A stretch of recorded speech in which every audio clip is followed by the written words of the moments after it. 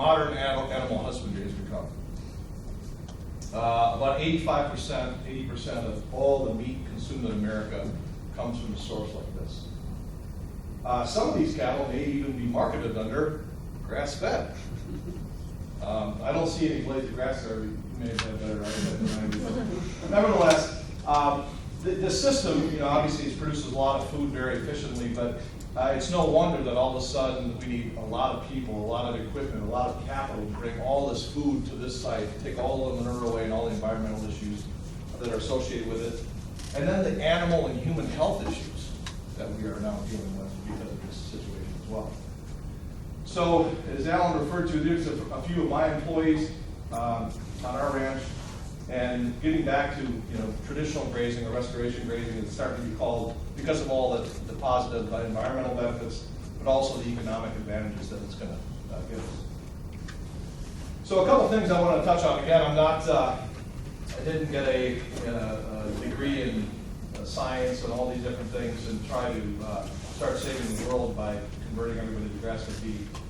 I grew up on a conventional dairy farm, a very selfish thing. We had beef, liked the operation, but our rotational grazing, we did it all the time in dairy, the front 40 and the back 40. I went to, we're always trying to improve ourselves, and I went to something and they talked about 30 to 40% more production by giving plants rest. And it made total sense. How many of you are good when you've had no sleep at night? Are you sharp? Are you strong? Are you on top of things? No, if you're like me, I'm worthless if I don't get any sleep. Well, plants, if they're abused, it's a simple concept. I'm Norwegian, so the skull's a little thick, but it sunk right in, and it made sense to me because that's kind of how things operated. So we broke our 40s down twice, and we saw improvements, and we did that again year after year. And I continue to learn. I've seen Alan speak probably 20 times, and I've learned something every time. So as he said, there's no book.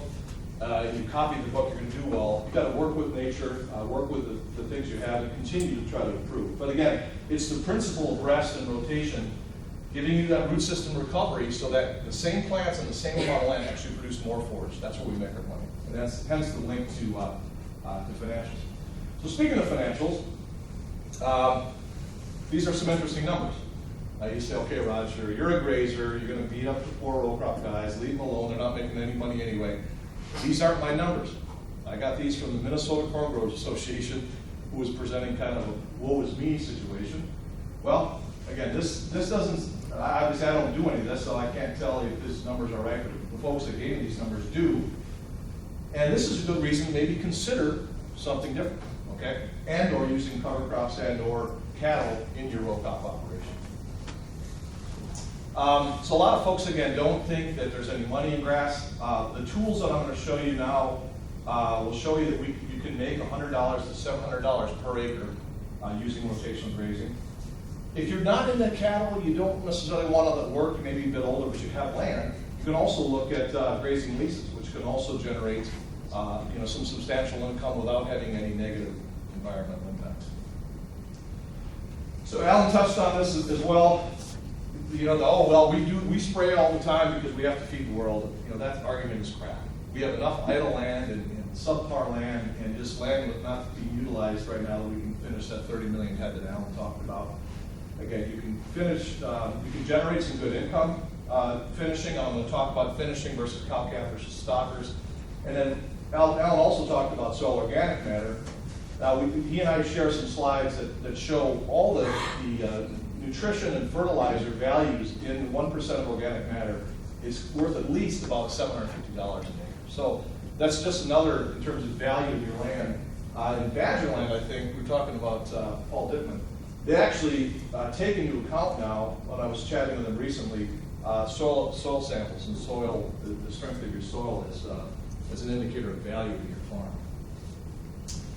Okay, we talked about all these.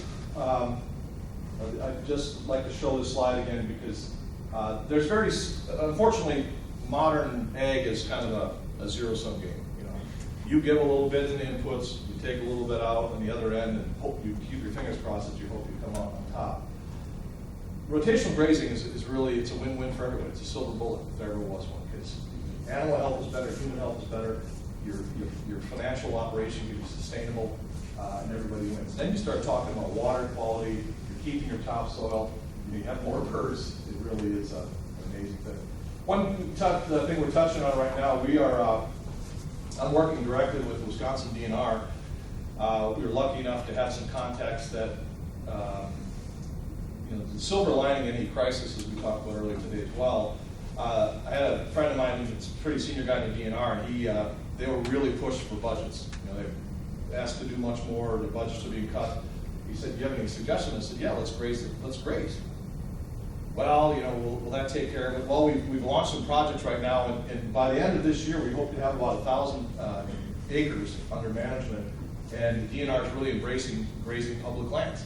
So imagine in the scenario where we're spraying, cutting, doing all this, we're burning, and then a few years goes by and we have to do it all over again. And it's an immense cost. And now we shouldn't graze all public lands, but there are a lot of lands that all they are is, idle grasslands, and they can actually improve if we rotation graze them. So I'm pretty excited about it. Here you've got a tax base of